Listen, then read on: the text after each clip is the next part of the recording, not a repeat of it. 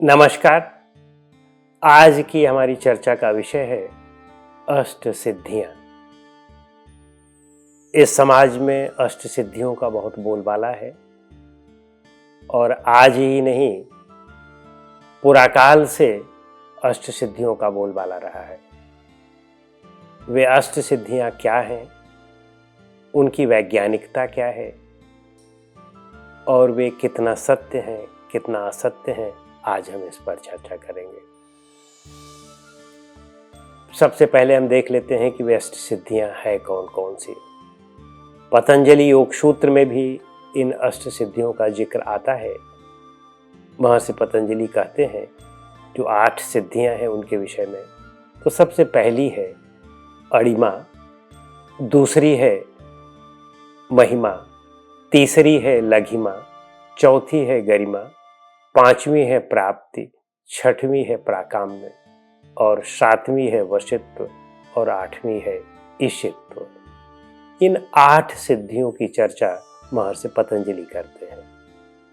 यद्यपि सांख्य दर्शन में इन चीजों को ऐश्वर्य कहा जाता है, उनमें सिद्धि जो है वे अष्ट सिद्धियां वे दूसरी हैं। उनमें अष्ट सिद्धियां क्या हैं? सांख्य कारिका में कहा गया है कि वह शब्दों अध्ययनम दुख विघातास्त्रय शुहित प्राप्ति दानम च सिद्धयोष्टो सिद्धे अंकुश त्रिविध। उनमें 8 सिद्धियां कौन कौन सी हैं? एक तो ऊह माने तर्क, शब्द यानी जो शब्द है, जो कुछ भी आपके कान में शब्द आता है या जो आप शब्द पढ़ते हैं, उस शब्द का सही सही अर्थ लगा लेना। और तीसरा है अध्ययन यानी पढ़ना, यह भी एक सिद्धि है। यानी पढ़ना, अध्ययन करना एक बहुत बड़ी सिद्धि मानी गई है। और उस अध्ययन में जो शब्द आए उनका सही अर्थ समझना। कभी कभी हम उसका सही अर्थ नहीं समझते हैं और सही अर्थ न समझ करके अर्थ का अनर्थ लगा देते हैं, तब भी बात बिगड़ जाती है। वह सिद्धि नहीं है और वह अज्ञानता के अंतर्गत आती है। और वह तर्क भी होना चाहिए, उस पर विचार विमर्श होना चाहिए, अच्छी तरह से तर्क करें और तर्क के अनुकूल जब बात हो तभी माने, यानी प्रकृति के नियमों में और तर्क में आए तभी माने। और फिर कहते हैं कि दुख विघाता स्त्रय, जो 3 प्रकार के दुख हैं, इनको दूर करने के उपाय, आध्यात्मिक, आधिदैविक और आदि भौतिक। और फिर कहते हैं दानम, जो गुरु से जो आपको शिक्षा मिली है उसको हम दान कहते हैं। तो कहते हैं जो गुरु से शिक्षा मिले या किसी से आप शिक्षा किसी को आप दें या आपको मिले, यह भी एक सिद्धि है। यानी अच्छी शिक्षा मिल जाए, यह भी एक सिद्धि है। अच्छा ज्ञान मिल जाए, यह भी एक सिद्धि है। और फिर कहते हैं सुहित प्राप्ति। सुहित प्राप्ति का मतलब कि उस तरह के अपनी विचारधारा के लोग मिले। अपनी विचारधारा के लोग कौन हो सकते हैं? जैसे किसी एक आश्रम में जाएं तो वहाँ उस आश्रम की अपनी एक विचारधारा होती है, वहाँ पर गुरु होते हैं, वहाँ पर शिष्य होते हैं, वहाँ पर उन अनेक प्रकार के शिष्य होते हैं। तो यदि आप शिष्य हैं तो उनके मित्र हो सकते हैं।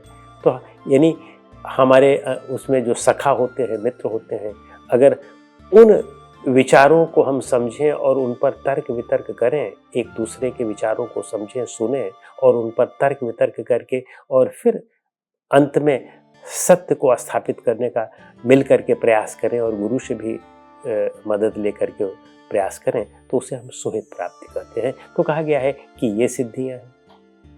तो वास्तव में जो सही सिद्धि है वो ये सिद्धि है। ये जो 8 सिद्धियां कह रहे हैं ये सिद्धि है। जो अन्य ग्रंथों में, हठ योग आदि ग्रंथों में और हमारे यहाँ जितने भी धार्मिक ग्रंथ हैं, उन सब में आप इन अष्ट सिद्धियों की चर्चा कहीं न कहीं मिलेगी। जो महर्षि पतंजलि ने जो सिद्धि कही है, जो हमारे यहाँ सांख्य दर्शन में सिद्धि कही गई है, ये तो वास्तविक सिद्धियाँ हैं। लेकिन जो महर्षि पतंजलि ने या अन्य दर्शनों में जो अणिमा महिमा को सिद्धि मानते हैं, उनका तर्क सुनिए। अणिमा है, अणिमा का मतलब होता है कि अणु के समान हो जाना, बहुत छोटा हो जाना, या आप यूँ कहें कि इनविजिबल हो जाना। कहते हैं कि जब आप योग का अभ्यास करते हैं, संयम का अभ्यास करते हैं, तब आप अणु के समान हो सकते हैं। यानी इतना छोटे हो सकते हैं कि आपको कोई दिखाई न, माने आपको कोई देख ही ना पाए। वस्तुतः इसका यह अर्थ नहीं है। अणिमा का मतलब है, अणु का मतलब कि बहुत छोटा हो जाना, यानी व्यक्तित्व में बहुत सहज हो जाना, डाउन टू अर्थ हो जाना। जो व्यक्ति सिद्धि, वास्तविक सिद्धि प्राप्त कर लेता है, वह तो डाउन टू अर्थ हो जाता है। उसके लिए तो कोई बड़ा और छोटा रह ही नहीं जाता है। उसके लिए मिट्टी और सोने में तो कोई अंतर ही नहीं रह जाता है। वो तो बहुत सहज होता है। तो अपने व्यक्तित्व को छोटा, यानी व्यक्तित्व को सहज बना लेना, छोटे से छोटा हो जाना, यानी किसी एक छोटे व्यक्ति किसी एक बहुत गरीब व्यक्ति के पास पहुंचे तो उसे भी वही आत्मीयता देना जो बहुत अमीर व्यक्ति को आत्मीयता देना। तो इसका मतलब है कि अणिमा सिद्ध है उसको। और फिर इसके बाद अणिमा के बाद महिमा। महिमा का मतलब कि बहुत बड़ा हो जाना। जो पतंजलि सूत्र आदि में जो व्याख्या है, जो इंटरप्रेटर इसकी व्याख्या करते हैं, वो यह कहते हैं कि पर्वत के समान बड़ा हो जाना, पर्वत से भी बड़ा हो जाना। यानी जो आकार आप ग्रहण करना चाहें वो आकार ग्रहण कर लें।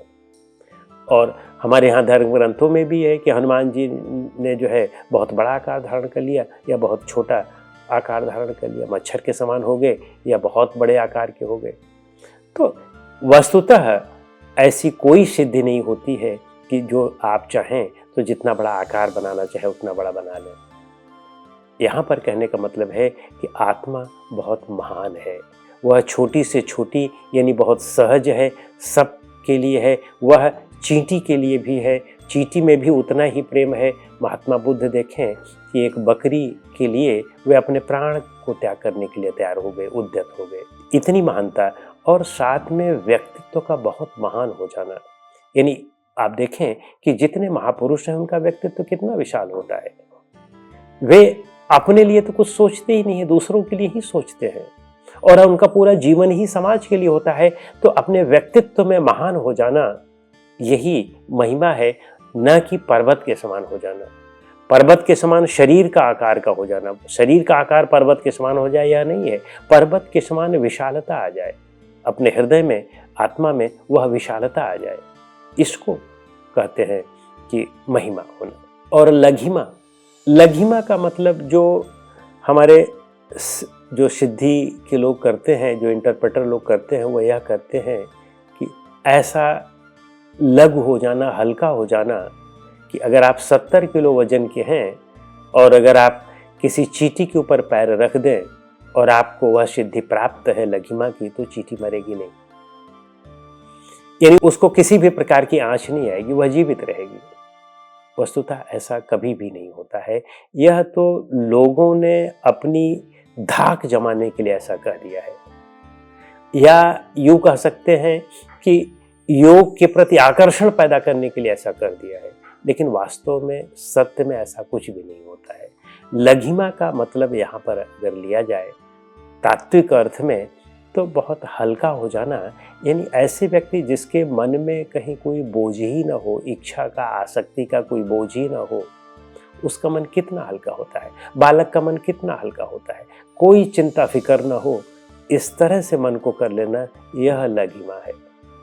और गरिमा, गरिमा का मतलब होता है, जो वास्तविक मतलब होता है गरिमा का मतलब कि बहुत वजनदार हो जाना, उसकी बातों में वजन होना, उसके चरित्र में वजन होना, उसके कार्यों में वजन होना। यानी वह जो करे वह समाज के लिए हो और उसके जो भी बात बोले लोग उस बात को अच्छी तरह से सुने।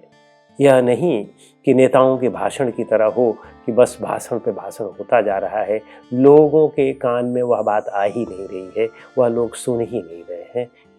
वास्तव में गरिमा का यह मतलब होता है। लेकिन लोग कहते हैं, जो इंटरप्रेटर्स लोग हैं गरिमा के, वो कहते हैं कि आपका शरीर इतना वजनी हो जाए कि उसको दुनिया की सारी क्रेन भी ना उठा पाए, तो उसको वे गरिमा कहते हैं। वास्तव में इस तरह का शरीर कभी कोई नहीं बना सकता है।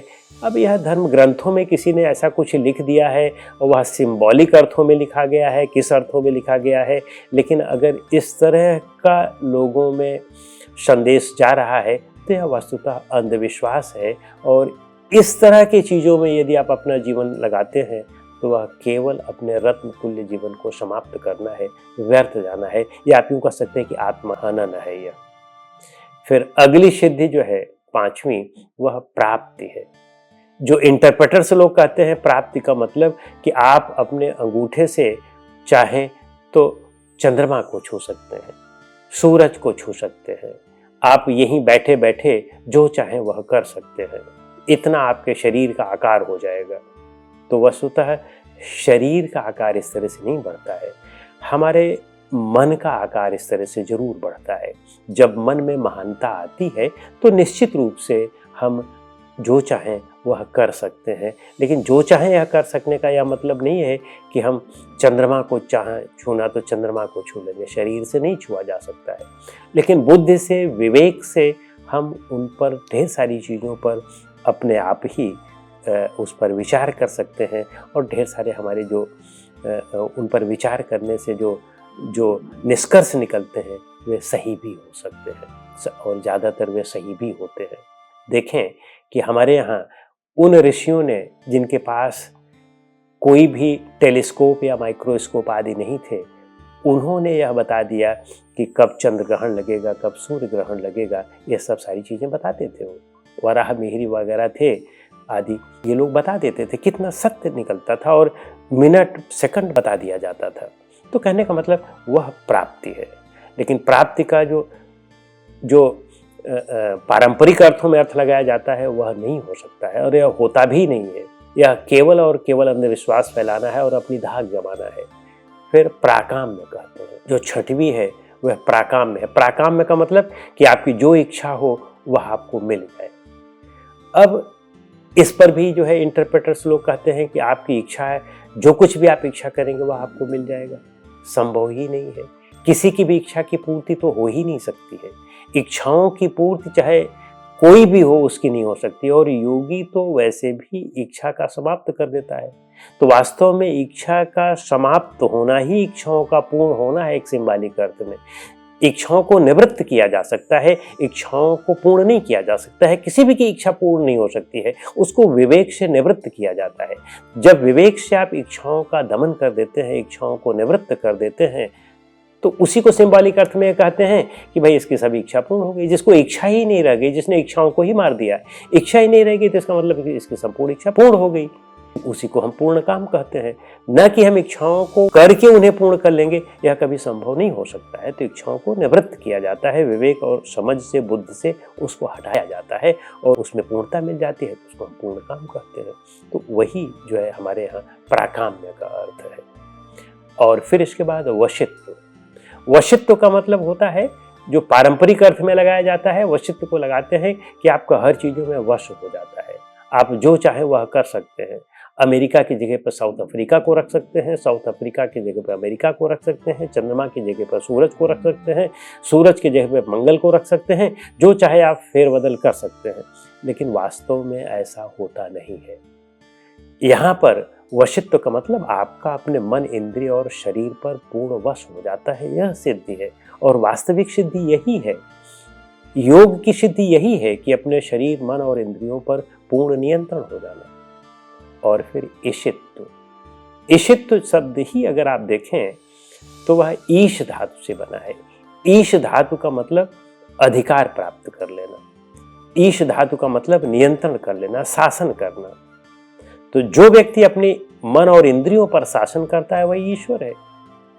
ईश्वर को जो बाहरी अर्थों में लगाया जाता है कि ब्रह्मा, विष्णु, महेश, ये तीनों शक्तियां मिल जाती है, यानी क्रिएशन की शक्ति और पोषण की शक्ति और डिस्ट्रक्शन की शक्ति, ये तीनों शक्तियां जिसके पास होती हैं, लोग कहते हैं कि वह ईश्वर है। और वह तो हमारे ही पास है, हमारे ही वजह से तो इस शरीर का निर्माण हुआ है, और हम ही तो इस शरीर की रक्षा कर रहे हैं। और जब हमारा प्रारब्ध खत्म हो जाएगा तो यह शरीर समाप्त हो जाएगा। और जब हम अपने मन और इंद्रियों पर नियंत्रण कर लेते हैं तो वास्तव में हम इस पर शासन करते हैं। इससे तो इसका अर्थ है, न कि हम संसार पर शासन करते हैं। हम चाहें जिसको चाहें उसको समाप्त कर दें, जो चाहें वह क्रिएट कर दें, जो चाहे जिसका चाहे पालन पोषण करते रहें, जिसका चाहे जब समाप्त कर दें, वास्तव में किसी व्यक्ति में यह क्षमता नहीं है, तो प्रकृति का कार्य है, तो प्रकृति करती है। हमने ब्रह्मा विष्णु महेश हमने काल्पनिक बना रखे हैं, वास्तव में यह प्रकृति की शक्तियां हैं। अब उसको नाम आप कोई भी दे दें, लेकिन वह कोई मनुष्य नहीं है जो ब्रह्मा जो क्रिएशन कर रहा है, तो प्रकृति क्रिएशन कर रही है। आप उसको नाम ब्रह्मा दे सकते हैं। कोई ऐसा व्यक्ति विशेष नहीं है जिसको आप विष्णु कहें जो सबका पोषण कर रहा है, यह प्रकृति ही पोषण कर रही है। यह प्रकृति में ही शक्ति है पोषण करने की। तो प्रकृति में जो विसर्जन की शक्ति है, जो डिस्ट्रक्शन की शक्ति है, उसी को आप शिव नाम दे दें। शिव कोई व्यक्ति नहीं है, यह प्रकृति की शक्ति को आप नाम दे सकते हैं। और इस तरह से हम में भी यह तीनों शक्तियां पाई जाती हैं। इन तीनों शक्तियों का जब हम उपयोग कर लेते हैं, इन अपने मन इंद्रिय पर नियंत्रण कर लेते हैं, तब हमारे अंदर भी यह शक्तियां आ जाती हैं और हम ही मृत्यु भी देते हैं। यानी हम ही अपने संस्कारों को मारते हैं तो यह मृत्यु हो गई, और हम ही अपने शरीर का पोषण करते हैं, आवश्यकतावश इसको जब कुछ चीज़ें देते रहते हैं तो यह पोषण हो गया। हम ही इस शरीर को चलाए रखते हैं, या हम ही शरीर के क्रिएशन के जिम्मेदार हैं। जिस तरह से हम कर्म करते हैं उस तरह से हमें शरीर मिलता है, तो हमारा क्रिएशन भी हमारे ही वश में है। तो कहने का मतलब किसी भी अर्थ में देखें तो वस्तुतः जो अष्ट सिद्धियां हैं उसका सिंबॉलिक अर्थ यही है, जो हमारे ग्रंथों में उसका अर्थ लगाया गया है वह कदापि नहीं है। तो इसलिए हमें विवेक पूर्वक इन बातों पर सोचना होगा और सत्य का आकलन करना होगा, और लोगों में अंधविश्वास न फैले, इसलिए हम भी इस बात पर विश्वास करें, विचार करें और लोगों तक भी इस बात को पहुंचाएं। नमस्कार।